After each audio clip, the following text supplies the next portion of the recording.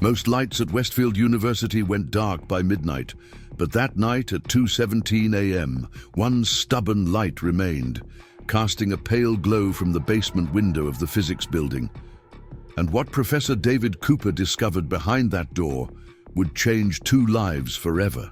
Hey everyone, before we jump back in, tell us where you're tuning in from, and if this story touches you, make sure you're subscribed, because tomorrow I've saved something extra special for you. Westfield had its own distinctive silence at night. The modernist concrete buildings, the heavy steel doors, the sprawling quads, they all seemed to breathe slower once the sun dipped below the horizon. At midnight, the campus fell into a deep stillness, broken only by the occasional rustle of autumn leaves or the soft footsteps of security guards making their rounds. But on this particular night, as the October wind whispered through the empty walkways, there was one small rebellion against the darkness. A sliver of light escaped from beneath a door in the basement level of the Feynman Physics Building, thin and persistent. Professor David Cooper almost missed it. He had stayed late, reviewing data for his upcoming presentation to the Department of Energy, tucked away in his cluttered office, 2 floors above. The building was supposed to be empty by now, locked, darkened, silent like the rest of the campus. He had already packed his laptop, thrown on his weathered navy peacoat, and begun his slow walk toward the exit. But that light, that stubborn, little light caught the corner of his eye as he passed the stairwell, and something about it, something inexplicable, pulled at him. David hesitated. Every logical thought told him to ignore it, to go home, to collapse into bed like any reasonable man would after a 16-hour day surrounded by quantum field equations and grant proposals. But there was a part of him, the old part, the curious part that had once led him into science as a wide-eyed undergraduate that couldn't turn away. He set his messenger bag down against the wall and walked quietly toward the basement stairwell. The corridor stretched before him, austere and shadowed, lined with posters of famous physicists and framed journal publications. Their printed formulas seemed to watch him as he moved closer to the source of the light. He reached the door and paused. Room B7, the old computational lab. It housed outdated equipment, a few desktop computers too old to be worth upgrading, but too functional to discard. The department mainly used it for storage now. Nobody should be there at this hour, or any hour really, and yet, through the small rectangular window in the door, David could see movement. He leaned closer, peering through the glass. Inside, under the harsh fluorescent lights, sat a man. Not a student, not a colleague who had lost track of time. This was clearly someone who didn't belong. A stranger in his mid-30s, with a weathered face and the rigid posture that David recognized immediately from his own father's military service. The man's dark hair was closely cropped but unkempt. His beard stubbled and uneven. He hunched over one of the old whiteboards, moving with feverish intensity, a dry erase marker squeaking across the surface as equations flowed from his hand. Beside him, a worn backpack leaned against the desk, revealing a few folded clothes, a dented thermos, and what looked like a faded military ID card. A sleeping bag was neatly rolled in the corner. The professor's heart tightened. The man's jacket was too thin for the October chill. His boots were heavily worn, the leather cracking at the seams. He wasn't supposed to be here, he should have been. Where? David didn't know, but certainly not in an abandoned computer lab at Westfield University at 2:17 in the morning. David stepped closer, still unnoticed, and what he saw on the whiteboard made his breath catch in his throat. Quantum field equations, advanced ones, the kind that took years of specialized education to even understand, let alone manipulate. But these weren't textbook problems. They were original work, speculative explorations of quantum entanglement that seemed to be probing at the very edge of modern physics. Some of the notation was unconventional, even idiosyncratic, but the underlying logic was undeniable. This wasn't random scribbling. This was genius at work. David swallowed hard. He knew brilliance when he saw it. But this wasn't just brilliance. It was desperation mixed with determination. A mind that refused to be silenced by circumstance. The man, oblivious to the watchful eyes behind him, continued writing, occasionally stepping back to study his work with a critical frown, then erasing and rewriting, determined to get it right. David didn't have the heart to interrupt. Instead, he leaned against the doorframe, arms folded, and simply watched. Minutes ticked by. The only sounds were the squeak of the marker against the whiteboard and the soft hum of the ancient heating system. Eventually, the man stepped back, running a hand through his short hair. He sighed deeply, eyes fixed on a particularly complex section of the equations. And that's when he caught David's reflection in the glass of a framed poster. For a moment, a pure alarm flashed across the man's face. He spun around, instinctively positioning himself between the whiteboard and the door, as if protecting his work. "I'm sorry," he blurted, his voice hoarse as if unused to speaking. "I'm not causing any damage. The door was unlocked. I just needed somewhere warm for a few hours." His eyes darted toward his backpack, clearly preparing for a hasty exit. David held up his hands gently. "No trouble," he said softly. "You're not in trouble. I'm David Cooper. I teach here." The man hesitated, tension visible in every line of his body. Then, in a voice barely above a whisper, he said, Jack Reeves." "Jack," David repeated, offering a careful smile. "That's some impressive work you're doing." Jack's eyes widened slightly, surprise momentarily replacing fear. He glanced back at the whiteboard, then to David again. "You understand it?"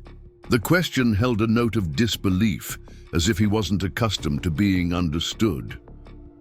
"Enough to recognize it's not standard textbook stuff," David replied, stepping further into the room. He gestured toward the board.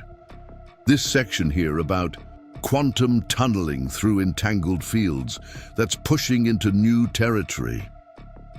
Jack's posture relaxed slightly, though wariness remained in his eyes. "It's just ideas, things I think about." "Where did you study?" David asked. A shadow crossed Jack's face. "Caltech, then MIT for a year of graduate work. Before." He didn't finish the sentence, but his hand unconsciously moved to his right shoulder, where David noticed a slight stiffness in his movement. "Military?" David asked gently. Jack nodded once, his jaw tightening. "Marines, 8 years, 2 tours in Afghanistan." David's eyes softened. "My father was Navy, 30 years. Something in Jack's expression shifted, a barely perceptible acknowledgement passing between them, the kind of recognition that only comes from those who understand what military service means to a family. "How long have you been coming here?" David asked, gesturing to the sleeping bag in the corner. Jack's gaze dropped. "A couple weeks. The shelter downtown is overcrowded and it's not always safe." He straightened his shoulders, a flash of pride crossing his features. "I'm not stealing anything. I even fixed that computer." He nodded toward an ancient PC in the corner. "It had a corrupted BIOS. Works fine now." David nodded slowly, processing this information. "Preparing and narrating this story took us a lot of time, so if you are enjoying it, subscribe to our channel. It means a lot to us. Now back to the story." This man, this veteran with the mind of a theoretical physicist, had been sleeping in a university basement, solving quantum equations that most doctoral students couldn't comprehend, while also repairing outdated computers. The contradiction was staggering. "Would you mind," David said carefully, "explaining your work to me?" For a moment, Jack looked suspicious, as if expecting a trap. But then, something in David's genuine curiosity must have registered, because he turned back to the whiteboard with a deep breath. "It's about entanglement," he began, his voice growing stronger. Everyone knows entangled particles can affect each other instantaneously across any distance. But what if that connection isn't just a state, but a tunnel, a pathway through space-time? His hand moved to a series of equations. These describe what I call quantum resonance channels. They're like bridges that connect entangled systems, regardless of physical distance. As Jack spoke, his entire demeanor transformed. The wariness fell away, replaced by a passionate intensity that animated his features. His hands moved through the air, sketching invisible patterns as he explained concepts that few people on Earth could grasp. David listened, entranced, occasionally asking questions that made Jack pause, consider, then dive even deeper into his explanations. The implications for secure communications would be enormous, Jack concluded, his eyes bright with intellectual fervor. Completely unhackable channels. You couldn't intercept the signal because it doesn't travel through normal space. David stood silent for a long moment. What Jack was describing wasn't just clever, it was revolutionary. If correct, it would rewrite significant portions of quantum communication theory and potentially transform national security infrastructure.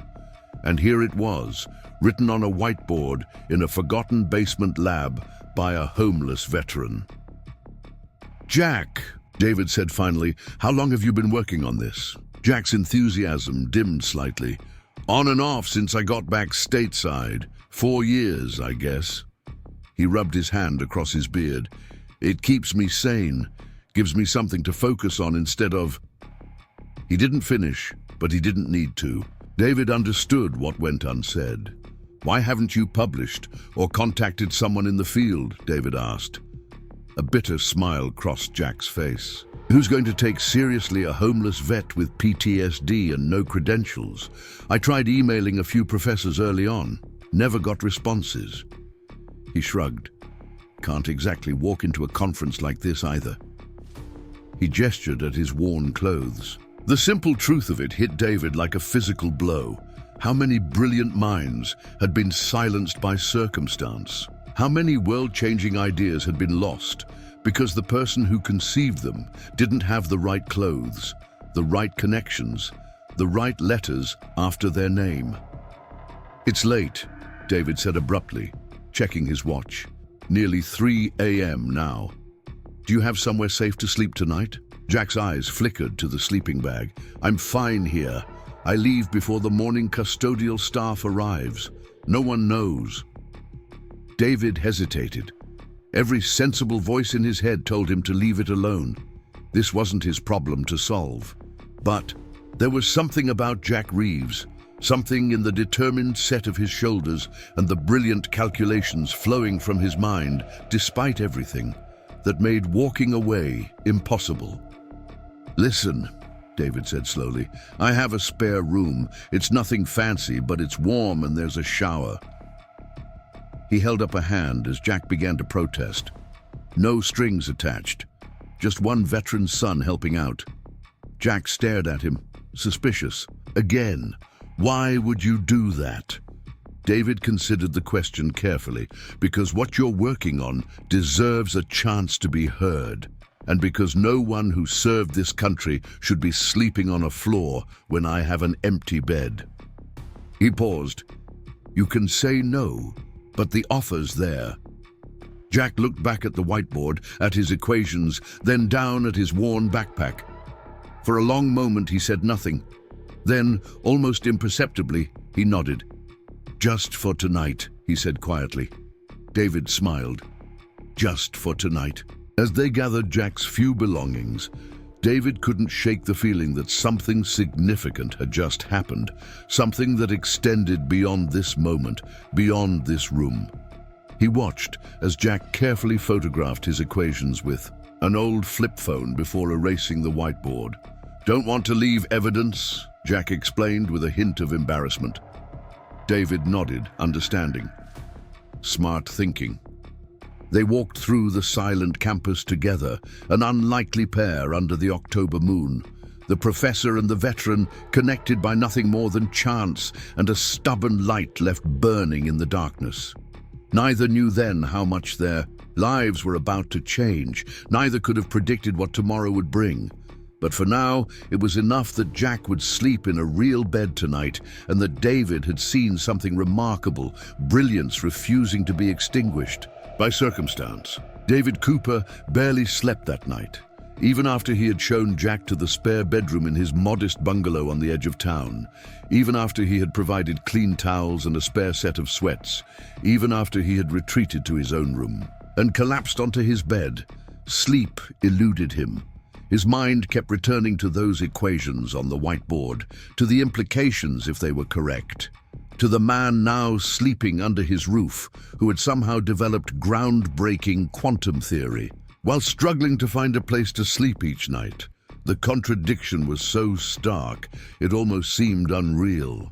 Jack Reeves, with his military bearing and haunted eyes, didn't fit any of the stereotypes people held about homelessness, nor did he match the image of a theoretical physicist. He existed in a liminal space between worlds, belonging fully to neither. David stared at the ceiling, thinking about the random chance that had led him to stay late in his office tonight of all nights. If he had left at his usual time, if he hadn't noticed that thin sliver of light, if he had chosen to ignore it, how many more nights would Jack have spent on that cold floor, his brilliant mind pouring forth ideas that no one would see? When morning finally came, David rose early and put on coffee, unsure of Jack's habits or preferences. The aroma of dark roast filled the small house just as he heard the bathroom door open and close. A few minutes later, Jack appeared in the kitchen doorway, looking both more rested and more uncomfortable. He had shaved, revealing a strong jawline previously hidden beneath his stubble. His hair was damp from the shower, and he wore the clothes David had loaned him, too large but clean. "Morning," David said, gesturing to the coffee pot. "Help yourself." Jack nodded stiffly. "Thank you for all of this." The words seemed to cost him something. David waved it away. "Any time." He hesitated, then decided to press forward. "Jack, I've been thinking about your work." Jack tensed visibly, his hand tightening around the coffee mug David had handed him. "It's significant," David continued, "potentially game-changing. Have you considered allowing me to share it with some colleagues, people who could help develop it further?" Jack's expression closed. "I don't need charity publications." "This isn't charity," David said firmly. "This is science. Good science deserves to be pursued regardless of who conceived it." He paused, choosing his next words carefully. "Look, I head the Quantum Communications Research Group here at Westfield. We have funding, equipment, computational resources. Your ideas could be tested, not just theorized." Jack stared out the kitchen window, his profile rigid. "And what would that mean exactly? That I hand over my work and walk away? Back to the shelter?" David shook his head emphatically. "No, God, no. I'm talking about bringing you on board. A research position. Paid." Jack turned to him, disbelief etched across his features. "You can't just create a position for a homeless guy you found in a basement." "Watch me," David replied with a small smile. "I have considerable discretion over project staffing, and frankly, your background in both physics and military applications makes you uniquely qualified for the kind of work we do." He set his coffee down. "This isn't charity, Jack. This is me recognizing talent and not wanting to see it wasted." Jack said nothing for a long moment, his eyes searching David's face for any sign of pity or deception. Finding none, his shoulders relaxed slightly. "I'd need to see the details," he said finally, "what the position entails, what you expect."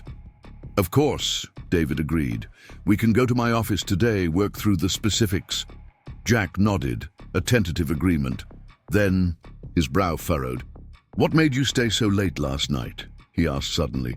"If you had gone home at a normal hour, you would never have found me." David considered the question. "Budget reports," he said with a rueful smile. "The most mundane reason possible. Quarterly expenditure justifications for the department." The corner of Jack's mouth twitched upward, almost a smile. "The universe has a strange sense of humor." "That it does," David agreed. They finished their coffee in a more comfortable silence, the morning light streaming through the kitchen windows, illuminating dust motes that danced in the air between them. Two strangers connected by chance, by equations, by a light left burning when all others had gone dark.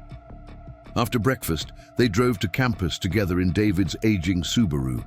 Jack was quieter now, his gaze fixed on the passing scenery, his few possessions clutched in the backpack on his lap. David wondered what he was thinking, whether he was regretting his decision to accept help, whether he was planning his exit strategy if things went south. The campus looked different in daylight, less mysterious, more mundane. Students hurried between buildings, clutching coffee cups and backpacks, oblivious to the momentous discovery that had occurred in their midst while they slept. David led Jack to his office in the physics building, a cluttered space lined with books and dominated by a whiteboard covered in calculations. "Make yourself comfortable," David said, gesturing to a chair while he booted up his computer. "I'll draft a proposal for your position." Jack set his backpack down but remained standing, moving instead to examine the equations on David's whiteboard. "You're working on quantum encryption," he observed, his eyes scanning the formulas. David looked up, impressed. "Yes, specifically using entangled photon pairs to create unhackable communication channels." Similar to my work," Jack noted. "Complementary, I'd say," David replied. "Your approach takes it further, explores possibilities we haven't considered." He leaned back in his chair, studying Jack's profile as the veteran continued examining. "The equations. How did you stay current with the field, without institutional access to journals, I mean?" Jack turned, a hint of pride crossing his features. "Public libraries, university events open to the public. I audit lectures sometimes, sitting in the back where no one notices." He shrugged. "And people leave their laptops unlocked a lot. You'd be surprised what you can learn just walking through a student center." David raised an eyebrow, impressed by Jack's resourcefulness and slightly concerned about the campus security implications. He made a mental note to talk to IT about better cybersecurity practices among students. "Well," David said, turning back to his computer, "you won't need to sneak into lectures anymore. As a research associate, you'll have full access to our facilities and databases." He began typing, outlining a position that would incorporate Jack's expertise while providing him with stability and resources. As he worked, the office door opened without a knock, and a young woman strode in, her arms full of papers. "Dr. Cooper, I need your signature on these before—" She stopped abruptly, noticing Jack for the first time. "Oh, I'm sorry. I didn't realize you had company." "Dr. Lena Kim, meet Jack Reeves," David said smoothly. "Jack is joining our quantum communications team. Jack, Lena is our departmental wunderkind and my right hand on most projects." Lena's eyes widened slightly as she took in Jack's appearance. The two large borrowed clothes, the military bearing, the weathered face that spoke of hardship. To her credit, she recovered quickly, shifting her papers to offer a hand. "Nice to meet you," she said. "What's your specialty?" Jack hesitated, clearly uncomfortable with the direct question about his credentials. "Theoretical applications of quantum entanglement," he replied simply. Lena glanced at David, a question in her eyes. David gave a small nod that said, "Trust me on this one." "Interesting," she said. "We could definitely use more theoretical perspective. Most of us are so focused on the practical applications that we sometimes miss the bigger picture." She set the papers on David's desk. "These need signatures by noon. And Dr. Harlow's been looking for you. Something about the DOE presentation tomorrow." David winced. In the excitement of discovering Jack, He had almost forgotten about his scheduled presentation to Department of Energy representatives. "Tell him I'll be ready. We're making some exciting additions to the proposal." Lena nodded, giving Jack one more curious glance before leaving. As the door closed behind her, Jack turned to David. "You didn't tell her," he observed. "Tell her what?" David asked, genuinely confused. "That you found me sleeping in the basement. That I'm—" He didn't finish the sentence. "That's not relevant to your work," David said firmly. "Your circumstances don't define your capabilities." He paused his typing to look directly at Jack. "Would you prefer I advertise your personal situation to everyone we meet?" "No," Jack admitted. "But people will ask questions about my background, my credentials." "Let them," David replied. "You have a bachelor's from Caltech and graduate work at MIT. You served your country honorably for 8 years. The gap in your CV is hardly unusual for veterans transitioning to civilian life." He turned back to his computer. "Besides, once they see your work, the questions will stop." Jack didn't look convinced, but he said nothing more, instead turning his attention back to the whiteboard. David watched him surreptitiously as he worked. There was something both fragile and indomitable about Jack Reeves, a man who had endured hardship that would crush many, yet still pursued complex theoretical physics in whatever spaces he could find. By mid-morning, David had drafted a formal offer for a 6-month research associate position with a stipend sufficient for Jack to secure housing and stability. He printed it out and handed it to Jack, who read it with careful attention, his expression guarded. "This is generous," Jack said finally, looking up. "It's standard for someone with your qualifications," David corrected, "and it's contingent on one thing." Jack's eyes narrowed. "Dr. Cooper," the colonel's voice was measured but insistent, "I need to speak with you and Mr. Reeves as soon as possible. The Pentagon has expressed direct interest in this development." "The Pentagon?" David repeated, his mind racing. "Why would the Pentagon care about theoretical quantum communications work?" "That's what we need to discuss," Colonel Mercer replied. "In person. We'll be at your campus office at 0800 hours. "We?" David asked, but the line had already gone. Dead. David sat in the darkness of his bedroom, the phone still in his hand, his heart pounding. What had just happened? How had the Department of Defense learned about Jack's work so quickly? And why was the Pentagon involved? He threw back the covers and padded quietly to the guest room, knocking softly. "Jack, we need to talk." The door opened almost immediately, revealing Jack fully dressed and alert, as if he'd been awake for hours. Maybe he had been. "What's wrong?" Jack asked, immediately picking up on David's tension. "I just got a call from the DOD about your work. They're coming here at 8 this morning." David ran a hand through his sleep-mussed hair. "How could they possibly know about your theory already?" Jack's expression darkened. "What exactly did they say?" David recounted the brief, cryptic conversation. As he spoke, he watched Jack's face carefully, noting the way his posture shifted, becoming more guarded, more military. "You think they've been monitoring you?" David asked when he finished. "Because of your service?" Jack shook his head slowly. "No, not me." His eyes met David's. "You, your research group. Quantum communications has national security implications. Of course they're watching." The realization hit David like a physical blow. Of course. His work had always been dual use, civilian applications with clear military potential. Why had he never considered that his communications might be monitored, his research tracked? "Should we be worried?" David asked. Jack considered the question carefully.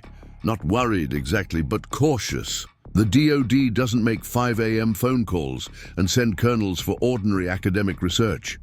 He straightened his shoulders. a familiar motion that David now recognized as Jack centering himself. "We need to present a united front. Your academic credentials, my theoretical work, no mention of my circumstances." David nodded in agreement. "I was going to suggest the same. As far as they're concerned, you're a new research associate with a groundbreaking theory." He glanced at his watch. "We have just over 2 hours to prepare. Let's make them count." They spent the early morning hours reviewing Jack's work, ensuring they had a cohesive explanation ready. David made coffee and toast, which Jack accepted gratefully. As they worked, David couldn't help noticing how Jack's demeanor had changed. More focused, more commanding, every inch the Marine officer he must have been before whatever had happened in Afghanistan. At 7:30, they drove to campus in the grey. Morning light. Few students were about at this hour, the pathways quiet and empty. David's office was exactly as they had left it the night before, the whiteboard still covered in Jack's elegant equations. They had barely settled in when a sharp knock came at the door. "Dr. Cooper," a deep voice called. "Colonel Mercer, Department of Defense." David opened the door to find 3 people waiting.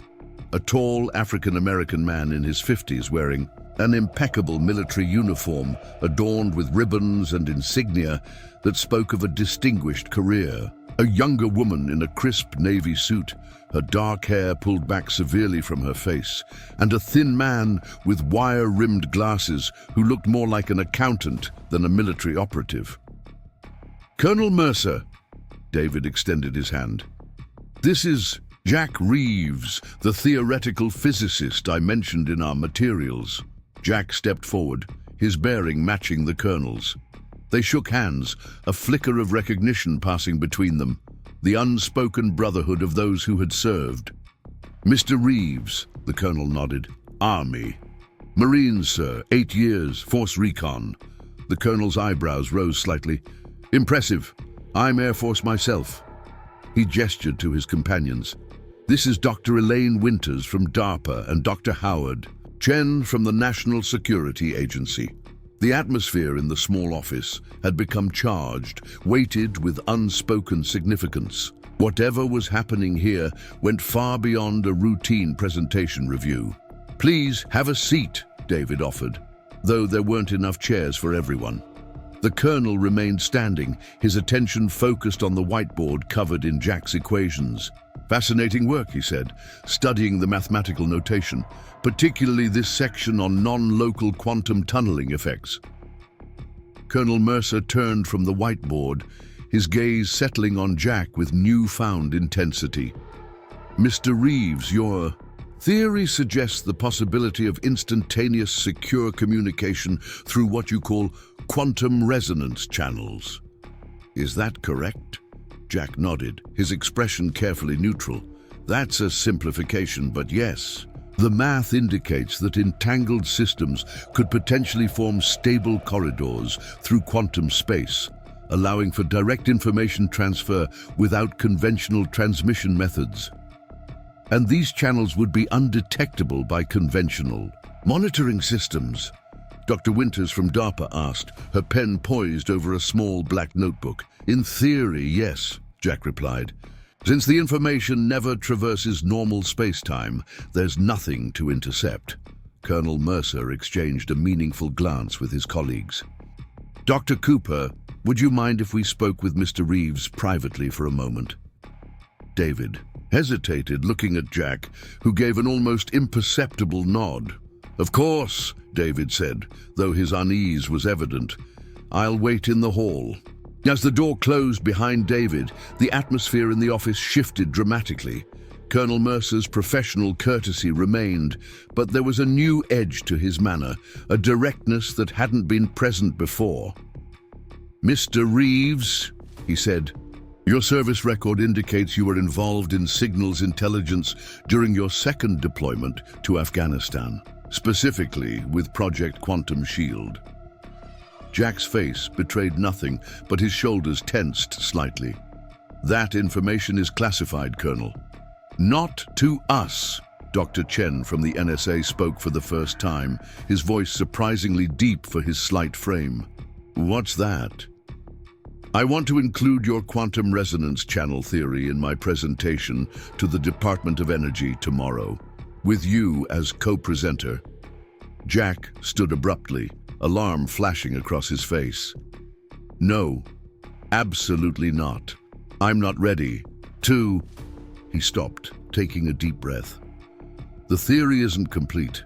It needs refinement, testing. All theories do, David said calmly. But what you've developed already is groundbreaking. The DOE funds exactly this kind of innovative approach. He stood as well, moving to stand beside Jack. Look, I know it's fast. I know it's scary putting your ideas out there, especially to government representatives, but this is how science advances, by taking leaps, by sharing concepts before they're perfect. Jack shook his head, his expression conflicted. You don't understand. Being in front of people like that. Since Afghanistan, I don't do well with... He trailed off, his hand unconsciously moving to his right shoulder again. David's expression softened as understanding dawned. The presentation anxiety, he said gently. Or is it the audience itself? Jack's jaw tightened. Both. Crowds, loud noises, being the center of attention, they can trigger things, episodes. He looked away, shame evident in his posture. It's better than it was, but still unpredictable. David nodded slowly. I hadn't considered that. I'm sorry. He thought for a moment. What if you weren't physically present? What if I presented the core concept with your full credit as originator and you could observe remotely? Would that be more manageable? Jack considered this, his breathing gradually steadying. Maybe, yes. Good, David said, relief evident in his voice. We'll set it up that way. He gestured to the offer letter still in Jack's hand. So are we doing this? Jack looked down at the paper, then back at the whiteboard covered in equations, David's and by extension, his own field of study. In that moment, something shifted in his expression. A door, long closed, creaking slowly open. Yes, he said, quietly. We're doing this. David smiled, extending his hand. Welcome aboard, then. Jack took the offered hand, his grip firm despite the uncertainty still evident in his eyes. Neither man could have anticipated what would unfold from this simple agreement, how a chance encounter in a darkened university basement would ripple outward, touching lives far beyond their own. David spent the rest of the day helping Jack get settled, setting him up with temporary campus credentials, showing him the research facilities, introducing him to key team members with a carefully crafted narrative that emphasized his theoretical expertise without dwelling on his personal circumstances. Throughout it all, Jack remained reserved but engaged, his keen intelligence evident in the questions he asked and the observations he made. By late afternoon, they had returned to the basement lab where they had first met. The room looked different in daylight, smaller, less mysterious, the ancient computers humming sadly in the corner. Jack stood before the whiteboard, marker in hand, reconstructing the equations David had seen the night before. We should digitize these, David said, watching as the elegant mathematics flowed from Jack's hand. Get them into a proper simulation environment where we can test the parameters. Jack nodded, focused on his work. I've been limited to thought experiments and basic calculations. Actually seeing the model run would be... He paused, a rare smile ghosting across his features. It would be something. David watched as Jack continued working, the equations growing more complex, more beautiful in their abstraction. He thought about the presentation tomorrow, about the government officials who would be evaluating their work, deciding whether to fund further research. They would be expecting the usual incremental advances in quantum encryption, not this paradigm-shifting approach Jack had developed while fighting for survival. "Jack," David said suddenly, "how did you keep going? All this time, with everything stacked against you, how did you not give up on this work?" Jack's hand stilled on the whiteboard. For a long moment he said nothing, staring at the equations as if they held the answer. Then softly, "It was the only thing that made sense. Anymore. When I came back from Afghanistan, everything was noise and chaos. Nightmares, flashbacks, panic attacks." He drew a slow breath. "But this, the math, the physics, it stayed clean, orderly. When I work on these problems, everything else falls away. It's the only peace I've found." The simple honesty of it struck David to his core. For Jack, theoretical physics hadn't been a career path or an academic pursuit. It had been salvation, a life raft in a stormy sea. "We're going to make this work," David promised with sudden, fierce determination. "Your theory, this position, all of it." Jack nodded, turning back to the whiteboard. "One day at a time," he said quietly, the phrase carrying the weight of hard-won wisdom. They worked late into the evening, preparing materials for the DOE presentation, refining explanations, anticipating questions. When they finally left campus, the October moon was high again, casting long shadows across the quad. David drove Jack back to his house, the silence between them comfortable now, built on shared purpose and growing trust. Back at the house, David showed Jack how to use the spare key and alarm system, cementing the arrangement that had begun as a one-night emergency measure and was evolving into something more permanent. As they stood in the hallway, about to part ways for the night, Jack cleared his throat awkwardly. "David," he said, "thank you, not just for the room or the job, but for seeing the work, for taking it seriously." David nodded, understanding the depth of what Jack was expressing. "Get some rest," he said. "Tomorrow's a big day." Jack retreated to the spare room, closing the door softly behind him. David stood in the hallway for a moment longer, thinking about the strange turns life could take. 24 hours ago, he had been a professor staying too late at the office, dreading a routine presentation to government funders.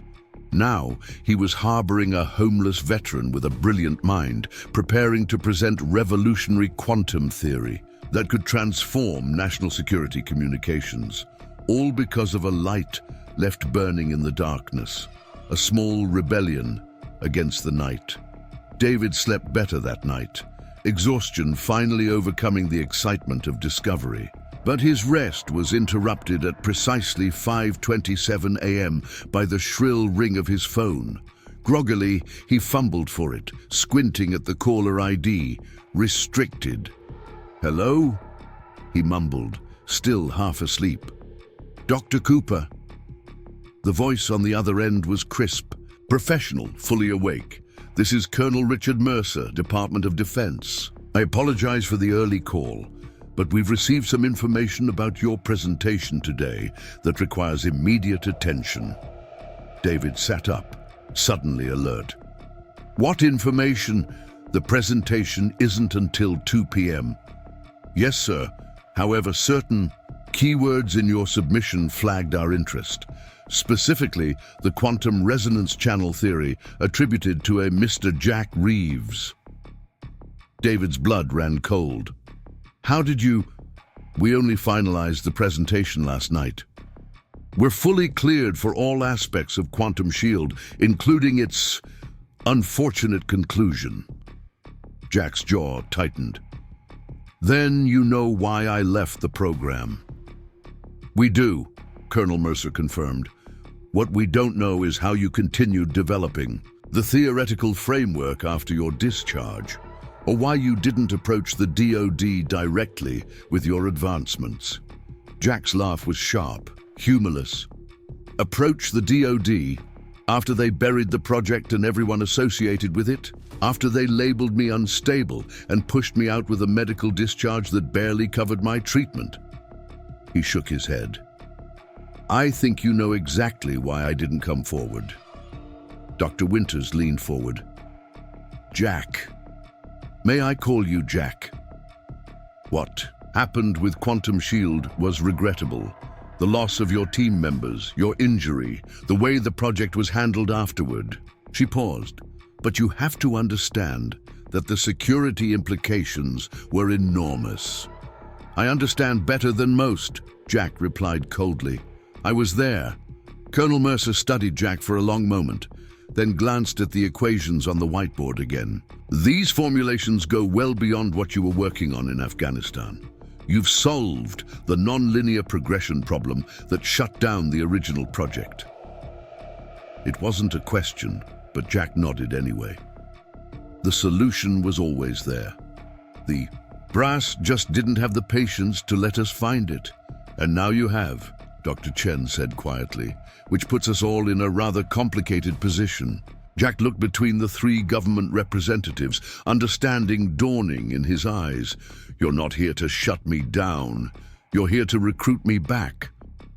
Colonel Mercer smiled thinly.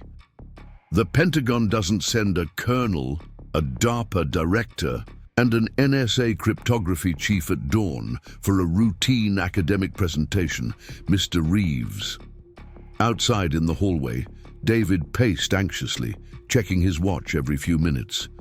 What could they possibly be discussing that required his absence? Jack's work was theoretical, brilliant, yes, revolutionary even, but still years away from practical application. At least that's what David had assumed. The door opened after 23 minutes, and Colonel Mercer beckoned him inside. The office felt different somehow, charged with a tension that hadn't been there before. Jack stood by the whiteboard, his expression unreadable. Dr. Cooper, Colonel Mercer said formally, what we're about to discuss is classified at the highest levels. Before we continue, I need your verbal agreement to maintain absolute confidentiality. David blinked in surprise. Of course, but I don't understand. This is academic research. It's considerably more than that, Dr. Winters interrupted. Mr. Reeves's work has direct national security implications that go beyond theoretical interest. David looked at Jack, who met his gaze steadily, but revealed nothing. All right, David agreed. I'll maintain confidentiality. Colonel Mercer nodded approvingly. Good. Here's where we stand. Mr. Reeves was previously involved in a classified defense program developing quantum communication technologies. His current work represents a significant advancement of that research, one that the Department of Defense is extremely interested in pursuing further. David's mind raced, trying to process this new information. Jack had been working for the military on quantum communications before becoming homeless. None of it made sense. We're prepared to offer substantial funding, Dr. Winters continued, through a classified research grant to your department. Mr. Reeves would remain nominally under your supervision, but with direct reporting lines to our agencies. You want to militarize his research, David said, the realization hitting him with unexpected force. His research was always military in nature, Dr. Chen corrected gently. We're simply bringing it back to its original context. David turned to Jack. Did you know about this? Is this what you want? Jack's expression softened slightly. David, I appreciate everything you've done. More than I can say, but this work. He gestured to the whiteboard. It was never just academic for me. It has real-world applications that could save lives, soldiers' lives. The decision is ultimately yours, Dr. Cooper, Colonel Mercer said, though his tone suggested the outcome was already determined. But I should mention that if you decline, we have other avenues to pursue this research, less collaborative ones. The threat was clear, if politely delivered. David looked around the room, at the military officer standing ramrod straight by the door, at the DARPA and NSA representatives watching him with calculated interest, at Jack, whose expression now held a quiet plea for understanding. I'll need to see the details of the arrangement, David said finally. Funding parameters, publication rights, intellectual property considerations. Colonel Mercer smiled. Of course, Dr. Winters has the preliminary documentation. He checked his watch. We have a secure facility ready for immediate use. If you're amenable, we'd like to move Mr. Reeves's work there today. Today? David repeated incredulously. That's impossibly fast. When the Pentagon calls Dr. Cooper, things tend to move quickly, Colonel Mercer replied. Jack stepped forward. David, I need to do this, but I'd like you involved. Your expertise, your perspective, they're valuable. He lowered his voice. And frankly, I could use an ally I trust. The sincerity in Jack's voice cut through David's resistance. This man who'd been sleeping in a basement less than 48 hours ago was now at the center of what appeared to be a high-priority national security operation. The whiplash was disorienting, but Jack's request for support was genuine. All right, David conceded.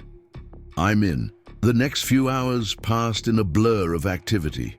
Dr. Winters produced non-disclosure agreements and preliminary grant documents, which David read carefully before signing. Meanwhile, Colonel Mercer made numerous phone calls, arranging for the immediate transfer of equipment and personnel to what he referred to only as the facility.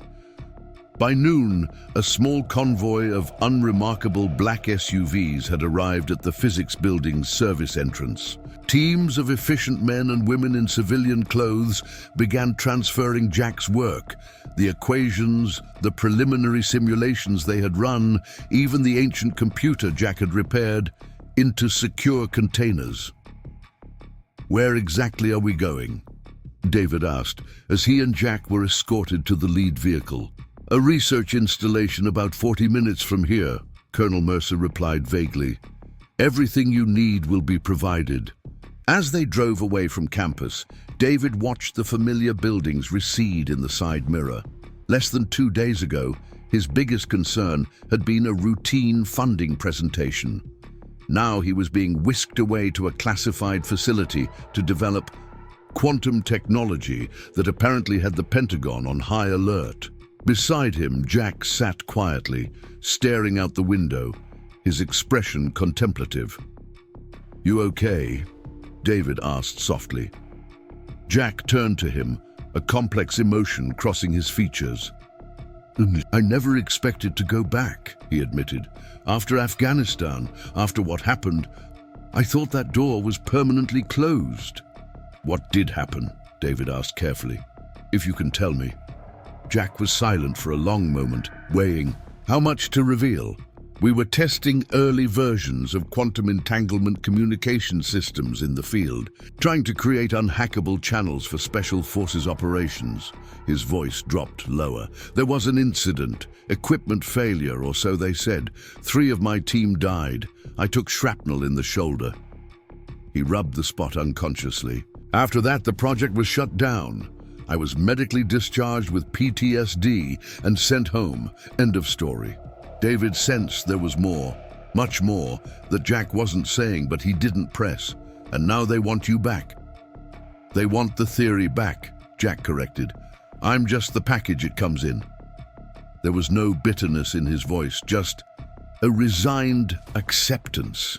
The SUV turned onto a rural highway, heading away from town into the rolling countryside that surrounded Westfield.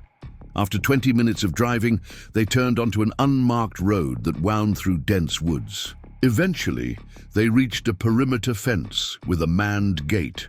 Armed guards checked their identification before allowing the convoy to proceed. The facility itself was surprisingly unassuming. A cluster of low concrete buildings that could have housed anything from agricultural research to light manufacturing. Only the multiple security checkpoints and the discreet presence of armed personnel indicated its sensitive nature. Inside, however, was a different story. Beyond the unremarkable lobby lay a state-of-the-art research complex. Advanced computing, Systems, quantum optics laboratories, manufacturing clean rooms, everything a theoretical physicist could dream of having at their disposal. "This has been here the whole time?" David asked incredulously as they were led through the facility. 20 miles from campus?" Dr. Winters smiled. "The government maintains numerous research installations across the country, Dr. Cooper. Most fly well under the radar." They were shown to a large, well-equipped laboratory that had clearly been prepared specifically for them. Jack's equations had already been transferred to digital whiteboards around the room. The computational equipment hummed with quiet power. "This will be your primary workspace," Colonel Mercer explained. "You'll have a team of 6 specialists assigned to support your research. Anything you need, just ask." He handed Jack an access card. "This grants you level 4 clearance throughout the facility. Dr. Cooper, yours provides level 3 access to most areas." Jack ran his hand along the edge of a workstation, his expression inscrutable. "How long has the Pentagon been monitoring my work?" he asked abruptly. Colonel Mercer didn't flinch at the direct question. "We never stopped, Jack. Not completely. When you started appearing in university buildings after hours, using their computational resources, it triggered some long dormant alerts in our system. And you just watched, while I was homeless, struggling to survive?" There was no accusation in Jack's voice, only genuine curiosity. "We maintained distance for several reasons," Dr. Winters interjected. "Your psychological evaluations after Afghanistan suggested that direct contact from military or intelligence agencies might be detrimental to your recovery." Jack laughed, a sharp, unexpected sound. "So you were protecting me by letting me sleep in shelters and university basements?" "We were respecting your choice to disengage," Colonel Mercer corrected firmly, "while maintaining awareness of your movements and work. When you made significant theoretical progress, we prepared to intervene. Dr. Cooper simply accelerated our timeline by finding you first." David felt a chill at the casual revelation. How long had they been watching? How much did they know about him as well? He had always known that his work had national security implications, but the reality of what that meant had never been so starkly presented. "We'll leave you to get settled," Colonel Mercer continued, seemingly oblivious to the effect his words had had. "There's a briefing scheduled for Aero 800 tomorrow morning. The full team will be assembled then." He turned to leave, then paused. "And Jack, welcome back. Despite the circumstances of your departure, your contributions were always valued." After the government representatives departed, Jack and David were left alone in the vast, gleaming laboratory. For a moment, neither spoke, both processing the seismic shift in their circumstances. "This is not what I expected when I offered you my spare room," David said finally, attempting levity. Jack smiled faintly. "Not what I expected when I broke into that basement lab either." He moved to one of the digital displays, examining the representation of his equations. "But now that we're here, we might as well make the most of it." David nodded, approaching another workstation. "Your theory deserves to be developed, no matter the context, and having these resources."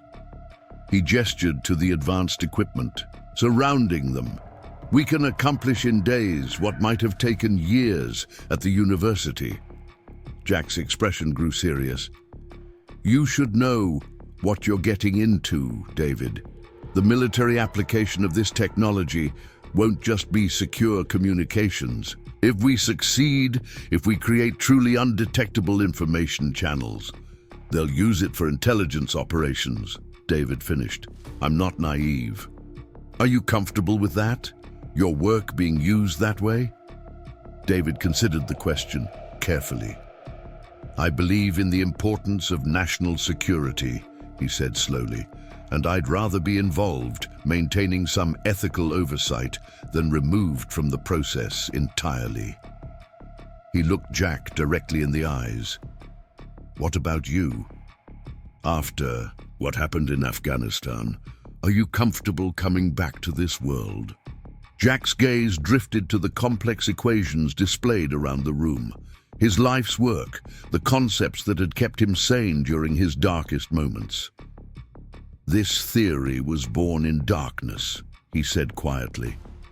"In basements and shelters and the corners of public libraries. It deserves light. It deserves to be tested, to be proven or disproven on its merits."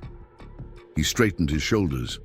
"And if it can protect soldiers in the field, prevent others from experiencing what my team did, then yes, I'm comfortable with it."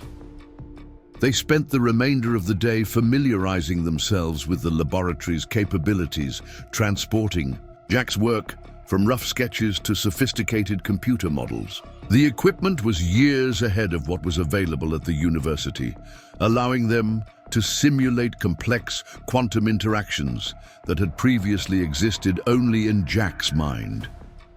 As evening approached, a young woman in a crisp white lab coat entered the laboratory. "Dr. Cooper, Mr. Reeves, I'm Dr. Samantha Nash, quantum optics specialist. I've been assigned to your team." She smiled professionally. "I'm also here to show you to your accommodations." "Accommodations," David repeated. "Yes, sir. During active project phases, team members typically stay on site. We have comfortable quarters prepared for both of you." Jack and David exchanged glances. The implications were clear. They were now fully embedded in a classified military research program with all the restrictions and protocols that entailed. Dr. Nash led them through another security checkpoint to a residential wing of the facility. The quarters were indeed comfortable, if utilitarian. Private rooms with attached bathrooms, a shared common area with basic kitchen facilities, and a small fitness center. Meals are provided in the main cafeteria, but you're welcome to prepare your own if you prefer, Dr. Nash explained. Your personal effects have been collected from Dr. Cooper's residence and will be delivered shortly after security screening. David raised an eyebrow at that. "You entered my home." Dr. Nash had the grace to look slightly embarrassed. "Standard protocol for sudden transitions to secure facilities, sir. I apologize for the invasion of privacy." After she left, David sat heavily on the edge of the bed in his assigned room. "This is moving awfully fast," he murmured. Jack leaned against the doorframe, his expression sympathetic. "Welcome to the world of classified research. Everything's either glacially slow or breakneck fast, with very little in between." He straightened up. "Get some rest. Tomorrow will be intense." David glanced up at him. "You seem surprisingly at ease with all this, for someone who was sleeping in a university basement 2 nights ago." A ghost of a smile crossed Jack's face. "I've been in military environments most of my adult life. In some ways, this feels more familiar than anywhere I've been since Afghanistan." He paused. "That doesn't mean I trust them, but I understand how this world works." After Jack left, David lay back on the bed, staring at the ceiling. His mind raced with the implications of everything that had happened. The Pentagon's interest in Jack's work suggested applications far beyond what David had initially imagined. And Jack himself remained something of an enigma, a brilliant physicist with military training who had somehow gone from classified research to homelessness, to being reinstated in a high-security facility in the span of days. What had really happened in Afghanistan?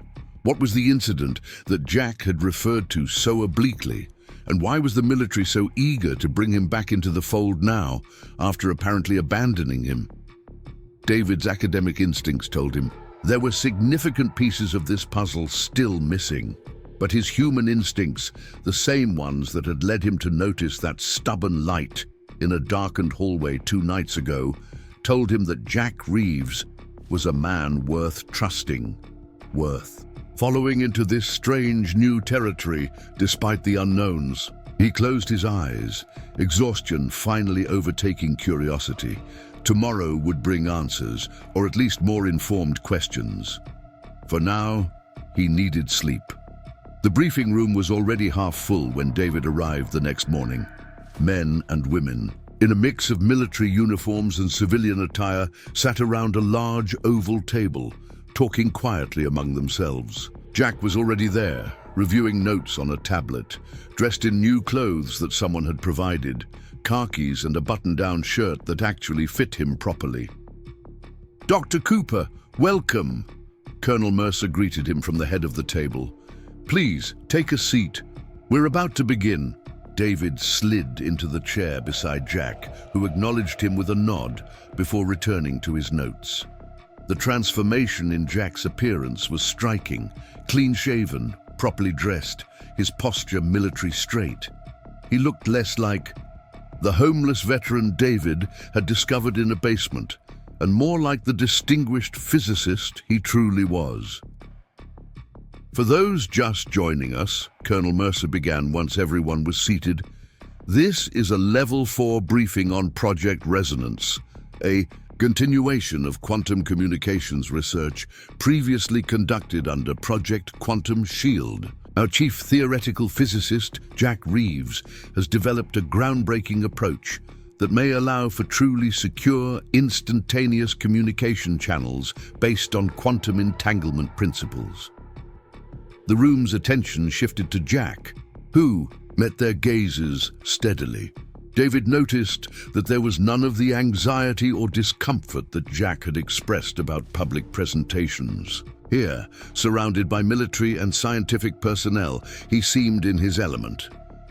Mr. Reeves will be working closely with Dr. David Cooper, who heads the Quantum Communications Research Group at Westfield University. Colonel Mercer nodded toward David. Dr. Cooper brings valuable academic perspective and technical expertise to the project. As the colonel continued outlining the project structure and security protocols, David studied the other faces around the table.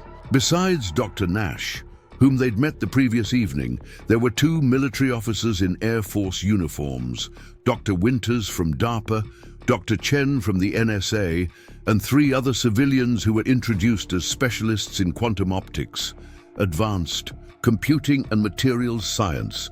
This was clearly a high-priority project with substantial resources behind it. "Jack," Colonel Mercer said, turning the floor over to him, "would you like to brief the team on your theoretical framework?" Jack stood, moving to the large display screen at the front of the room. With a few taps on his tablet, he brought up the complex equations that David had first seen scrawled on a whiteboard in the basement lab. "The fundamental challenge in quantum communication has always been maintaining entanglement across distance and time," Jack began, his voice steady and authoritative. "Current approaches rely on quantum repeaters to extend the range, but these introduce vulnerabilities and latency." As Jack launched into a detailed explanation of his quantum resonance channel theory, David watched the faces around the table. The technical specialists leaned forward, eyes wide with growing excitement as they grasped the implications. The military personnel listened intently, occasionally exchanging glances that spoke volumes about the potential applications they were envisioning. "What Mr. Reeves is describing," Dr. Chen interjected at one point, "is not just an incremental improvement in quantum communications. This is a paradigm shift. If these channels function as theorized, they would be completely immune to conventional interception methods." "Not just immune," Jack corrected quietly. "Undetectable. You can't intercept what doesn't exist in normal space-time." A ripple of murmurs passed through the room. David understood their reaction. What Jack was proposing would upend decades of communication security doctrine. In a world where it was generally assumed that any transmission could potentially be intercepted, truly secure channels would change everything from military operations to financial systems to government communications. "How soon can we move to practical testing?" one of the Air Force officers asked. Jack glanced at David before responding. The theory is solid, but implementation requires specialized equipment, particularly for generating and maintaining the specific entangled states needed for resonance. We've already begun equipment requisition, Colonel Mercer said, based on preliminary specifications. Dr. Nash's team will handle the optical components.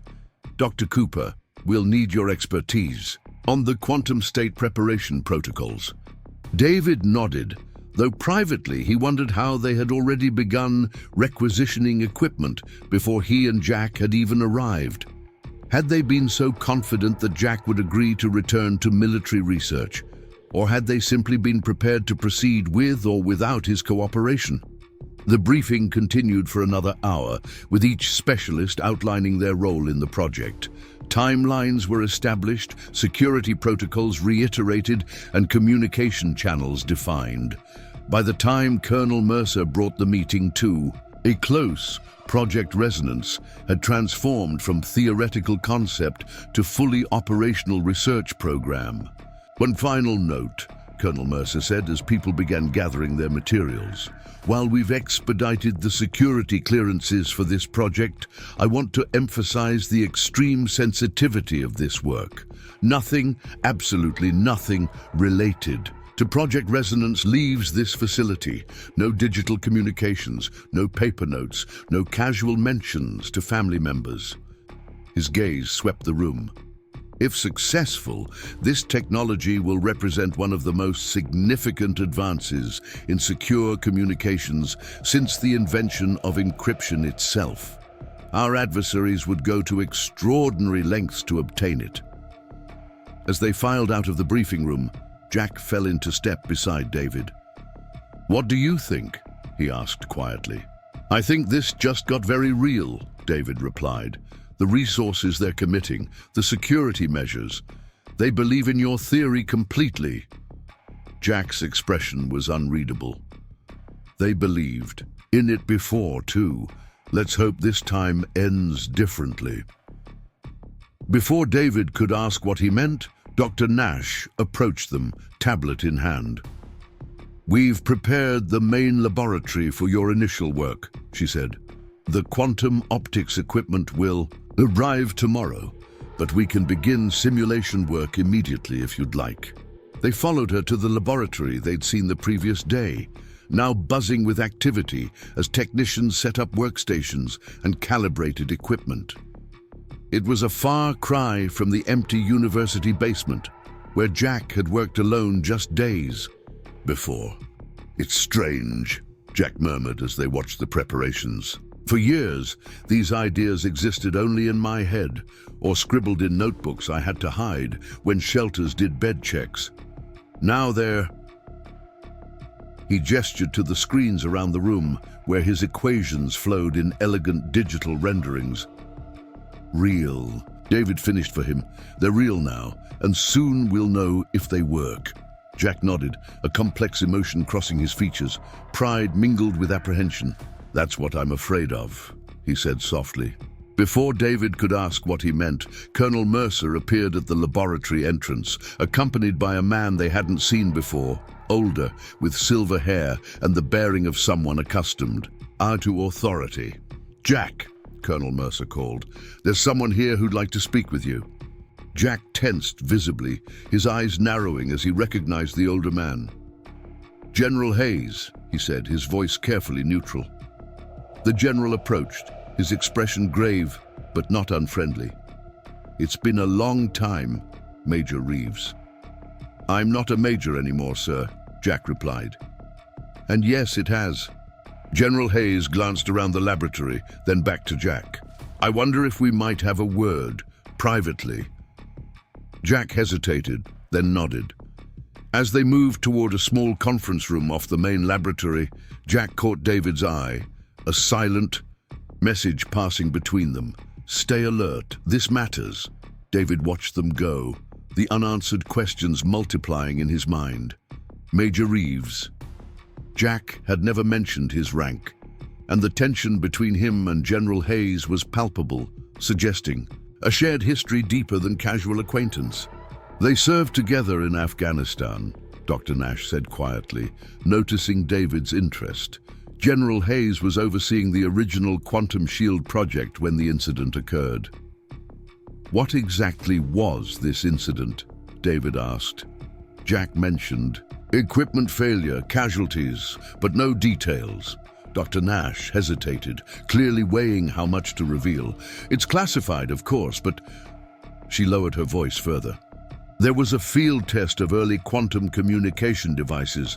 Something went wrong, catastrophically wrong. The official report blamed equipment malfunction, but there were rumors. Rumors? David prompted when she trailed off. That it wasn't an accident, that someone had compromised the technology. She shook her head. But that's just speculation.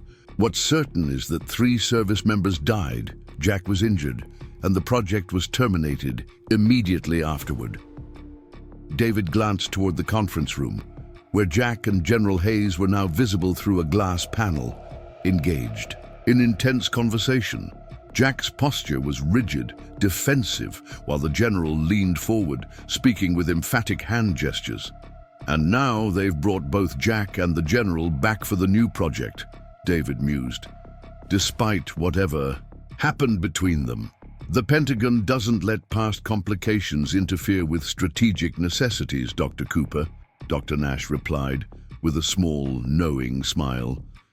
If Jack's theory works, it's too valuable to leave untapped, regardless of historical tensions.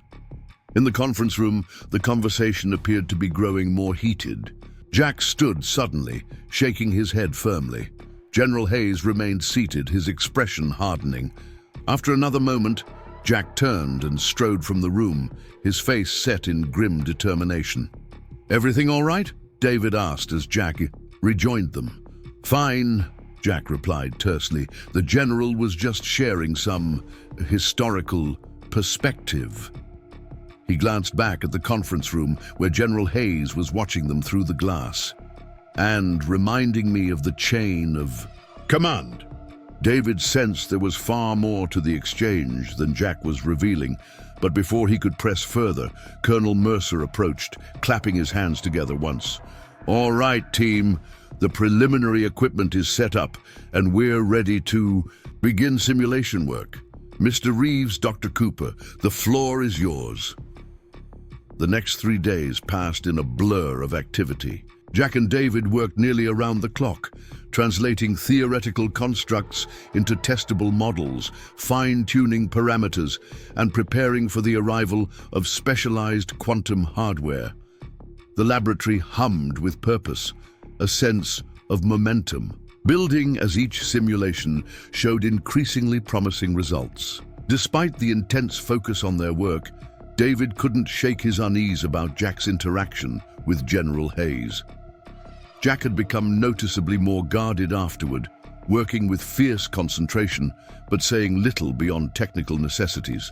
The easy rapport they had begun to develop had been replaced by a wary distance that concerned David. On the evening of the 3rd day, after most of the team had retired to their quarters, David found Jack alone in the laboratory, staring intently at a simulation running on the main display. The program mapped potential quantum resonance pathways between entangled particles, represented by glowing blue lines connecting pulsing nodes. "Beautiful, isn't it?" David said quietly, approaching from behind. Jack nodded without turning. "And terrible."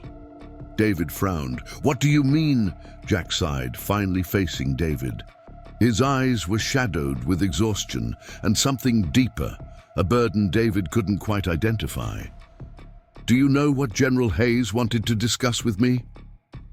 "I assumed it was about the incident in Afghanistan."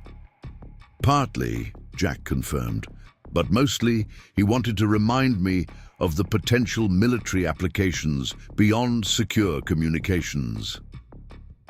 His jaw tightened. "If we can create stable quantum resonance channels, pathways that exist outside normal space-time, they could theoretically be used to transport not just information but matter." David's eyes widened as the implications dawned on him. You're talking about teleportation. Not exactly. More like constructing tunnels through quantum space. Wormholes, essentially, but on a quantum level. Jack ran a hand through his hair. In the original Quantum Shield project, that was always the ultimate goal. Secure communications was just phase 1. Is that even possible? David asked, his scientific skepticism battling with the shock of the revelation. Theoretically, yes. Practically, we never got close enough to find out. Jack's expression darkened. But my work these past 4 years, what I've been solving, alone in basements and shelters, it addresses the key barriers we couldn't overcome before. David moved to stand beside Jack, studying the simulation with new understanding. And Hayes wants to push straight to phase 2. He's already setting up a parallel research track with a different team, Jack confirmed. As soon as we demonstrate successful information transfer through quantum resonance, they'll begin applying the principles to matter transport. The implications were staggering.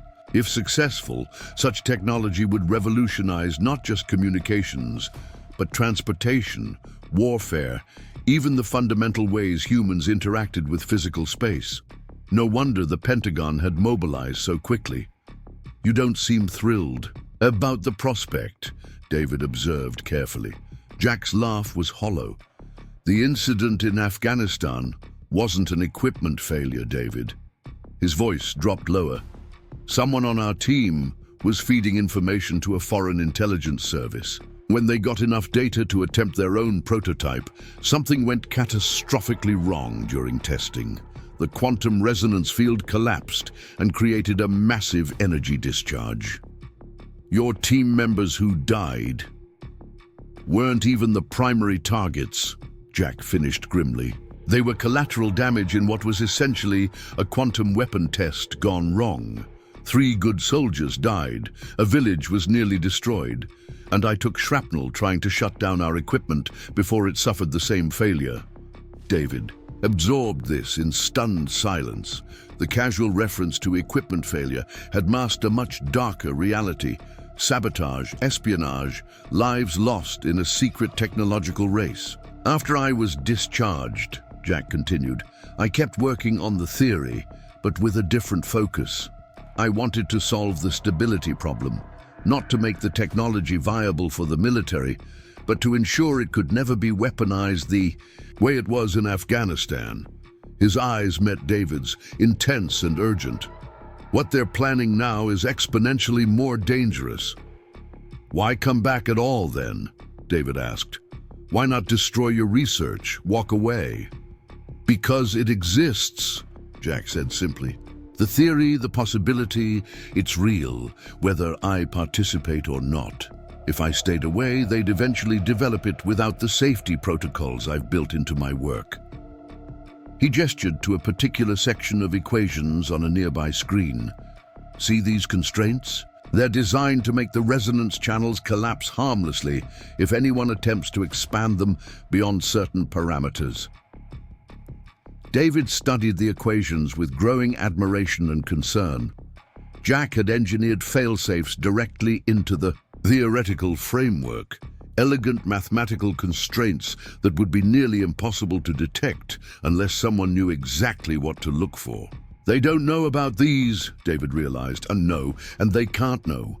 Jack's expression was deadly serious. David, I need your help.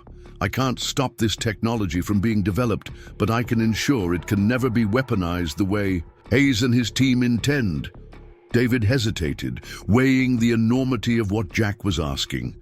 Deliberately sabotaging a classified military research project carried severe consequences. But the alternative, allowing potentially devastating technology to be developed without safeguards, seemed far worse. What exactly do you need me to do? He asked finally. Jack's relief was palpable. Help me implement these safety protocols in the actual hardware configurations. Make them so fundamental to the system architecture that they can't be removed, without invalidating the entire approach. And if we're caught? Jack's expression hardened. Then I take full responsibility. I'll say I manipulated you, that you knew nothing. David shook his head firmly. That's not how this works. If I'm in, I'm all in. Partners. He extended his hand. After a moment's hesitation, Jack grasped it. Partners. The next morning brought a flurry of new activity as the specialized quantum hardware finally arrived. Crates of equipment were carefully unloaded and installed under the watchful eyes of Dr. Nash and her team. The laboratory was transformed. From a theoretical workspace to a practical testing facility gleaming with cutting-edge technology. Colonel Mercer oversaw the process personally, his expression betraying his excitement despite his professional demeanor. Once the calibration is complete, how soon can we begin actual transmission tests? He asked Jack. 48 hours minimum, Jack replied, inspecting a newly installed quantum entanglement generator. We need to ensure perfect alignment of the optical systems and verify the entanglement parameters. Make it 24, Colonel Mercer countered. General Hayes has arranged for several Pentagon officials to observe the first test. They're arriving tomorrow evening. Jack and David exchanged a quick glance. The accelerated timeline would make their covert modifications more challenging, but not impossible.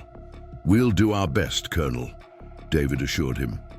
As the day progressed, they worked alongside the technical team, ostensibly assisting with the installation while carefully implementing their hidden safeguards. Each time they were left alone with a piece of equipment, they made subtle adjustments to the quantum field parameters. Nothing that would prevent successful information transmission, but critical limitations that would make weaponization impossible. By evening, they were both exhausted but satisfied with their progress. The system was taking shape, its potential becoming tangible as each component came online. During a brief dinner break in the facility's cafeteria, David noticed Jack studying the other researchers with a contemplative expression. "What's on your mind?" David asked quietly. "Just wondering who it was," Jack replied. "In Afghanistan, which team member was feeding information to foreign intelligence? We never found out." His gaze drifted to where Dr. Chen from the NSA sat with several colleagues. "They investigated everyone associated with the project, but the mole was never identified." David followed his gaze. "You think they could be here on this project?" "I don't know," Jack admitted, "but it worries me. History has a way of repeating itself." They returned to work with renewed urgency, completing the basic installation by midnight. As the technical team shut down for the night, Jack and David remained ostensibly to run preliminary diagnostics, but actually to finalize their hidden modifications. "The system will still work perfectly for information transmission," Jack explained, as they carefully adjusted the quantum field stability parameters. "But if anyone tries to expand the resonance channel beyond certain dimensions, it safely collapses," David finished. "No catastrophic energy discharge, no weapon potential." Jack nodded, his expression grave. "It's the best compromise I can think of. The technology moves forward, but with intrinsic limitations that make it safe." They worked through the night, catching brief naps on cots set up in an adjacent room. By dawn, the system was ready for initial testing, their modifications seamlessly integrated into the complex architecture. Colonel Mercer arrived early, accompanied by Dr. Winters from DARPA. "Progress report?" he demanded, surveying the completed installation. "Ready for preliminary power-up and calibration," Jack reported. "If everything aligns correctly, we can attempt a test transmission by this evening." Colonel Mercer smiled broadly. "Excellent work, gentlemen. General Hayes will be pleased." The mention of the general sent a ripple of tension through Jack, but he maintained his professional demeanor. "We aim to please, Colonel." Throughout the morning, they methodically brought each system component online, checking and rechecking configurations. By early afternoon, the quantum entanglement generator was operational, creating perfectly matched particle pairs separated into two containment fields at opposite ends of the laboratory. Entanglement verified at 99. 8% correlation, Dr. Nash announced, her voice tight with excitement. That's well above threshold for quantum resonance. Jack nodded approvingly. Initiate resonance field modulation. Let's see if we can establish a stable channel. The team worked with practiced precision, adjusting parameters as Jack directed. On the main display, a visualization showed the quantum states of the entangled particles represented as overlapping waves of probability. As the resonance field strengthened, the waves began to synchronize, forming a distinct pattern that stretched between the two containment fields. "My God," Dr. Chen whispered. "It's working. You're actually creating a stable resonance channel." Jack's expression remained focused, betraying none of the complex emotions beneath. "Prepare the test transmission. Simple binary sequence, nothing complex for this first attempt." As they programmed the test data, the laboratory doors opened to admit General Hayes, accompanied by 3 civilians in expensive suits, the Pentagon officials arriving earlier than expected. Hayes surveyed the room with evident satisfaction. "Just in time, it seems," he remarked, approaching the main console. "Colonel Mercer tells me you've made exceptional progress." Jack acknowledged him with a nod. "We're about to attempt the first test transmission, sir." "Proceed," Hayes ordered, motioning for his Pentagon colleagues to observe closely. The room fell silent as Jack initiated the sequence. On the main display, the binary data, a simple repeating pattern of 1s and 0s, was loaded into the quantum field of the first containment unit. For a breathless moment, nothing seemed to happen. Then, on the second display, monitoring the distant entangled particles, the same pattern appeared, perfectly replicated. "Transmission confirmed," Dr. Nash announced, her voice breaking with emotion. 100% fidelity, 0 latency. A spontaneous cheer erupted from the technical team. Even the Pentagon officials broke into broad smiles, murmuring excitedly among themselves. General Hayes clapped Jack firmly on the shoulder. "You did it, Reeves," he said, his voice carrying genuine admiration. "You actually did it." Jack accepted the praise with a tight nod, exchanging a meaningful glance with David. The transmission had worked perfectly, exactly as they had designed it to. The quantum resonance channel had formed precisely according to their modified parameters, allowing information to flow while maintaining the hidden constraints that would prevent weaponization. "This is just the beginning, of course," General Hayes continued, addressing the room at large. "Phase 1 complete, but the real work, the revolutionary applications, lies ahead." He turned to his Pentagon colleagues. "Gentlemen, what you've just witnessed is nothing less than the future of secure communications, and potentially much more." As the celebration continued around them, Jack moved to stand beside David at the edge of the room. "They'll figure it out eventually," he murmured, "when they try to expand the channels for Phase 2 and can't get past the constraints." "How long do you think we have?" David asked quietly. "Weeks, maybe. They'll need to analyze the system thoroughly before attempting matter transport experiments." Jack's expression was resolute. "Long enough to ensure the safety protocols are properly documented and distributed to enough people that they can't be easily removed or covered up." David nodded, understanding the plan. They would create a paper trail, an open record of the discovered constraints that made the technology inherently safe. Once enough scientists and engineers understood these limitations as fundamental aspects of quantum resonance, attempts to bypass them would be recognized for what they were: dangerous. "Weaponization efforts. Dr. Cooper, Mr. Reeves," Colonel Mercer called, beckoning them to join the gathering Pentagon officials. These gentlemen would like to hear directly from you about the implications of this breakthrough. As they moved to join the group, Jack paused briefly. "Whatever happens next," he said softly, "thank you for seeing me that night, for giving me a chance to make this right." David smiled.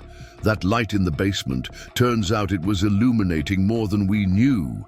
They joined the officials, answering questions with careful honesty while omitting any mention of their hidden modifications.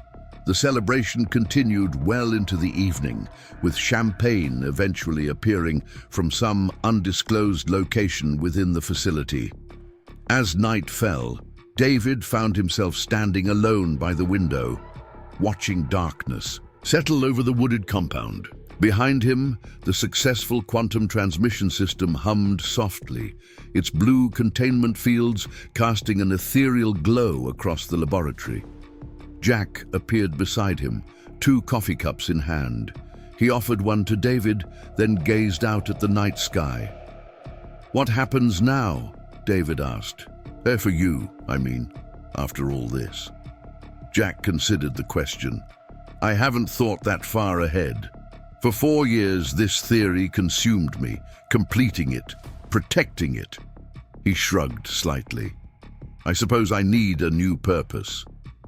"You could come back to Westfield," David suggested. "I meant what I said about that research position. No basements required this time." A small smile crossed Jack's face. "Maybe, though I suspect the Pentagon will have other ideas about my future employment."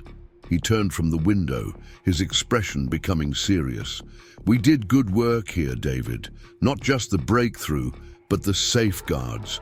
Whatever General Hayes might say, quantum resonance was never meant to be a weapon." David nodded in agreement. Some lights aren't meant to be weaponized, just to illuminate the darkness. Outside, the distant sound of helicopters approached. More officials arriving, no doubt, drawn by news of the successful test. The project would grow now, expand beyond their small team, beyond their direct control. But the fundamental safeguards they had built into the system would remain, invisible but essential constraints, ensuring that this remarkable technology would serve humanity without threatening it. In the quiet laboratory, with the soft hum of quantum fields creating bridges through the fabric of reality, 2 men stood together. One who had discovered brilliance hiding in darkness, and one whose light had refused to be extinguished by circumstance. Neither knew exactly what tomorrow would bring, but both understood that some discoveries once made change everything that follows.